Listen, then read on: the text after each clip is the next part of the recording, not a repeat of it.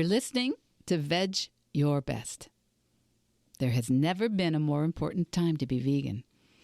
At Veg Your Best, I want to help you. I want to help you limit and eliminate the consumption of animal products without feeling deprived, overwhelmed, or unsupported, even if no one you know is vegan. My name's Michelle Olander. I'm a life coach, and I know that if I could go vegan in my 50s with all my excuses, I know you can start moving in that direction too.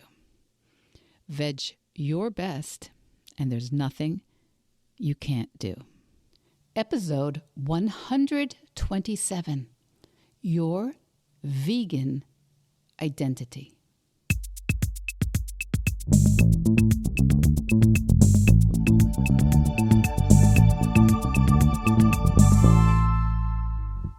Hello, veg heads, veg your besties, all you listeners, welcome and welcome back.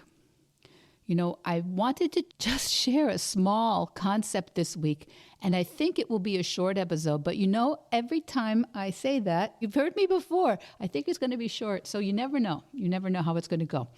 But it seemed like a very specific issue. I wanted to talk to you about one of my clients. One of my clients has been working with me for a few months, and her main goals, I actually can't tell you too much about it yet. Secret stuff.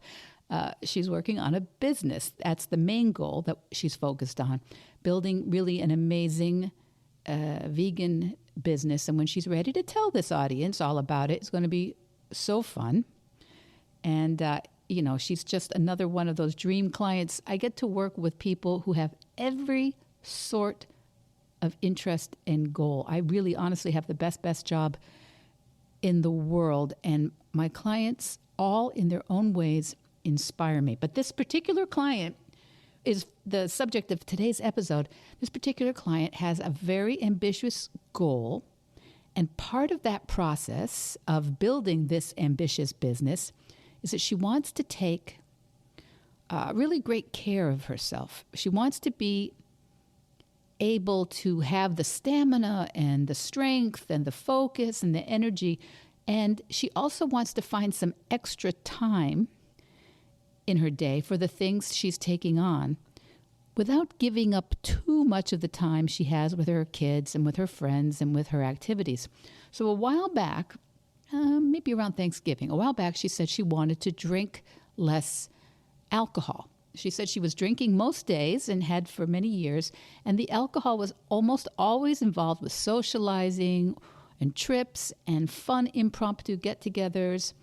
And, over the years, she'd become very knowledgeable about wine production in Europe and in Napa, and she had some very good understanding of artisanal tequila production because she has a home in Mexico, and she understood a lot about the role of tequila as a tradition and as an industry. And anyway, she thought that if she drank infrequently, she would have a little extra energy and focus in the evening after dinner to do a couple of things, and that she might be able to hit the ground in the morning with more clarity and focus. And I said, oh, sure, okay. So what makes that, why is that a problem?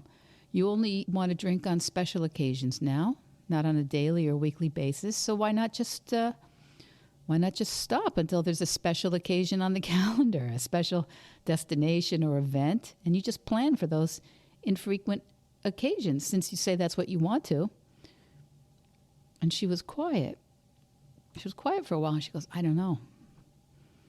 I guess I have an identity as somebody who drinks. So fascinating, right? She said, I'm going to look at my notes here. She goes, I kind of romanticize alcohol. I kind of know a lot about how it's produced, how it should be served, how it should be paired. I know about the history, the production of alcohol. It's part of being a good host when I'm entertaining. It's part of me being a good guest when I'm invited. So those are my notes about what she said that day. Really interesting, right? My client noticed that she has an identity built around, partially around drinking alcohol. And she was having a hard time imagining herself with the identity of a woman who seldom drinks, someone who almost never drinks. Now, before you start looking at your apps and going, wait, why are we talking about this on Veg Your Best? We're talking about it because my client is vegan, and she is building a vegan company. Can't tell you anymore, but she wasn't always vegan, right? And she wasn't always a vegan entrepreneur. Those are new identities that she took on. So I asked her how she did it. I asked, so how did you change your pre-vegan identity? How did you change your flexitarian or your animal eating identity to your current vegan identity? Because, when we change things like what we consume, when we change things like how we live or our professions or our family relationships as maybe like a spouse or being a parent, it involves crafting a new identity. It involves writing a new story about who you are and how you show up in this world.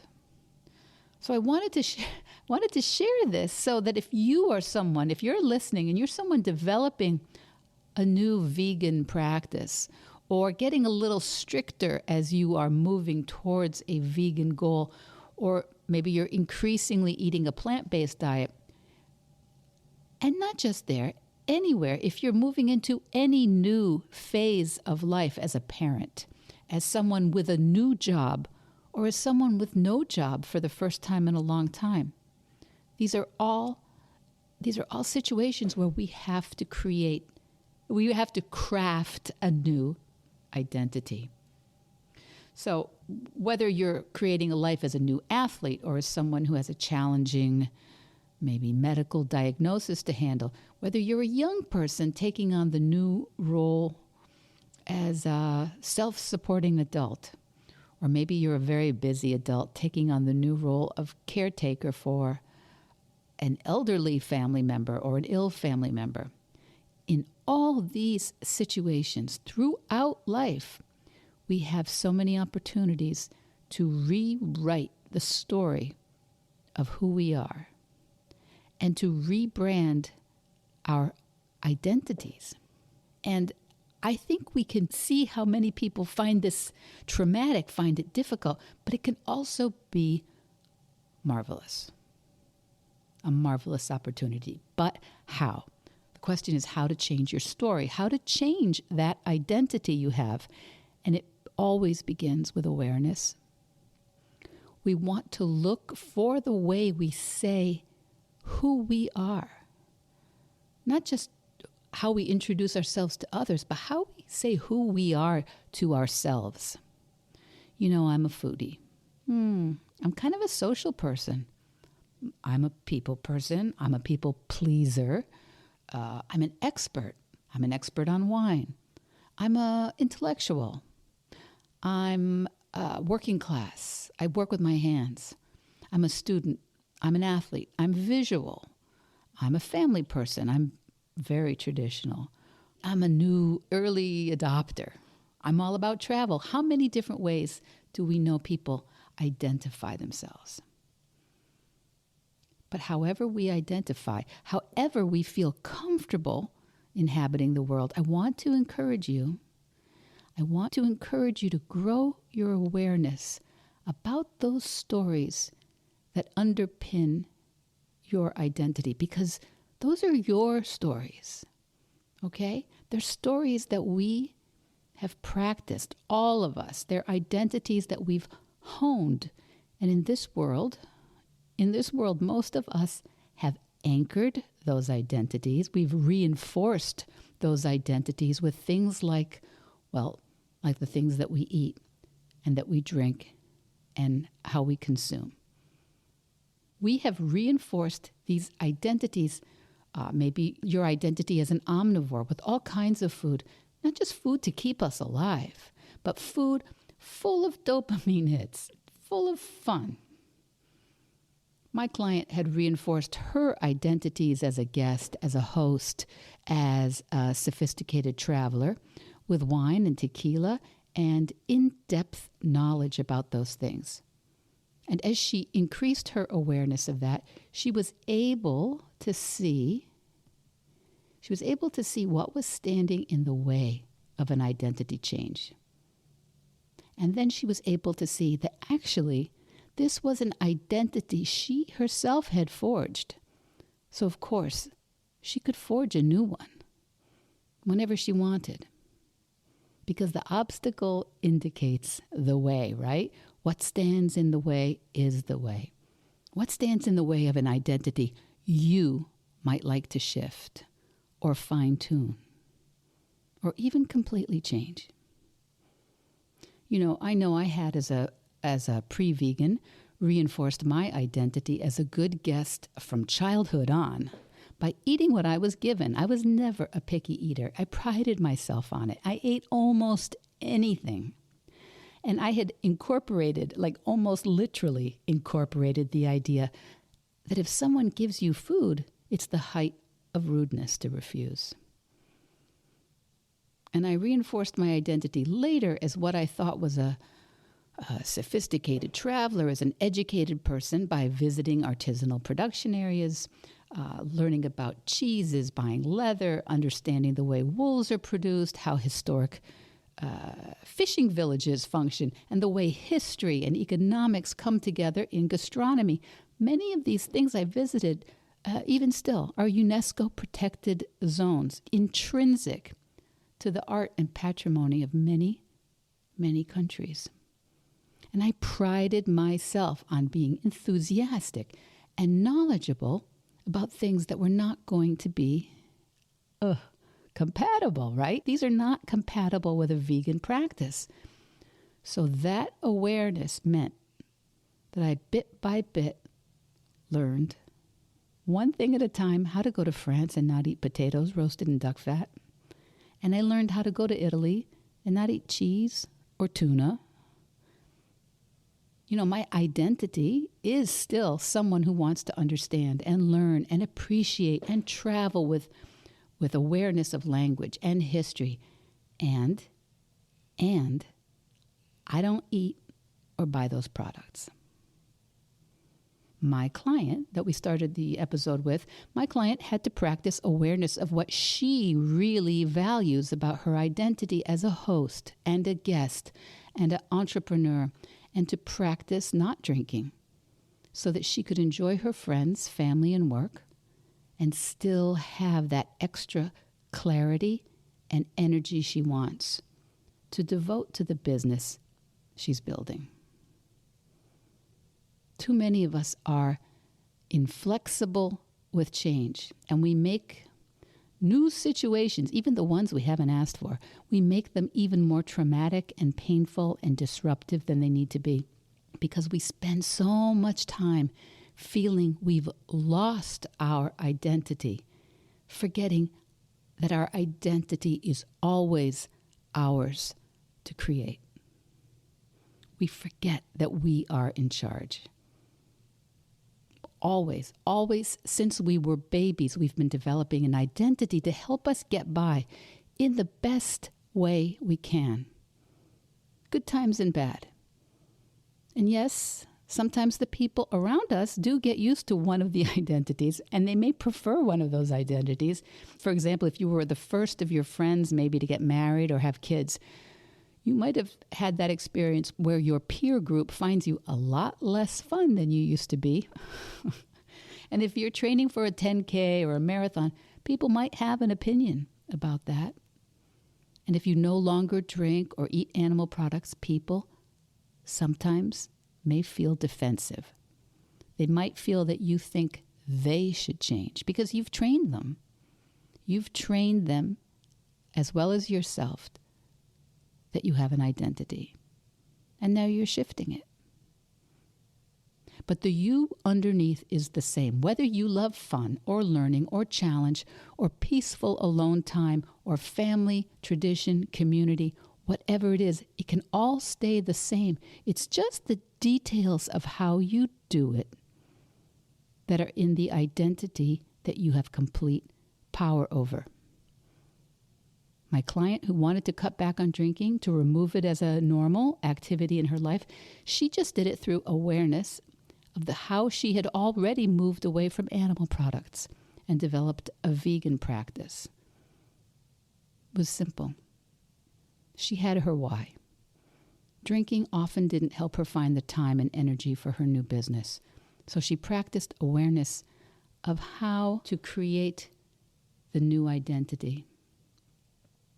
She knew she already didn't drink during the day, so that was easy. She practiced doing the things that seemed only a little bit hard, but not at all impossible. For the harder things, she made a plan. She noticed what worked well and what did not work so well. And through small tweaks and through easy conversations first and seeing what works, she was able to slowly take on the more daunting conversations and the more uncomfortable choices, just through awareness. And she crafted her newest identity. What about you? Where do you think that the identity you want is at odds with who you are right now? What ceremonies of life, what trappings of your life feel as if they would just be too difficult to change? You know what I'm going to say, because I think coaching is the most effective way to go about change. I think it's the most effective way. And if there's something about change that feels daunting and that you would like to bring to a free coaching call, that's exactly how it starts for all my clients. A free call with me, we discuss what you want. Who will I be with a new identity? Who will I be without this exact identity? I know it holds a lot of people back. Maybe you. People forget. Maybe you forgot that you are the one that created the identity that you have, and you can change it. And of course you can do it yourself, but a coach can help you stay focused on it and help you not to overcomplicate it and then make it so difficult that you give up. So I invite you today to think about that identity you have now and the one that intrigues you, the one that's beckoning you, but you can't quite see how it's possible right now. And if you have an identity that's reinforced by the consumption of animal products, I can show you how to shift that and build on all the things that you do love about yourself. Build on all the things that people really love about you. And we can begin to limit and eliminate the consumption of meat, dairy, fish, and eggs, because this is just the truth. You're not fixed. This is not just how you are. You are able to grow and change and learn and lean into new things. Something that you want more, something you value more. Remember, we all change when there's no choice. I want you to enjoy the change you want now on purpose while you have that opportunity. It's not too late. It's not too hard. You're not alone. I think that midlife is the perfect time to remember this. Superman was not Clark Kent's secret identity. Superman was Superman, but he hid behind the secret identity of Clark Kent. All right, kids. All right? Veg your best. Veg Your Best podcast production, music, and editing by Charlie Weinshank. Thanks, Charlie. Before you go, it would mean so much to me and the Veg Your Best team if you would hit subscribe, leave us a 5-star review, or share with someone you think might be interested. Something about algorithms, it helps bump us up a little in the rankings, and that's the best way to help others find the podcast and for us to find our audience. So, until next week, make it easy and veg your best.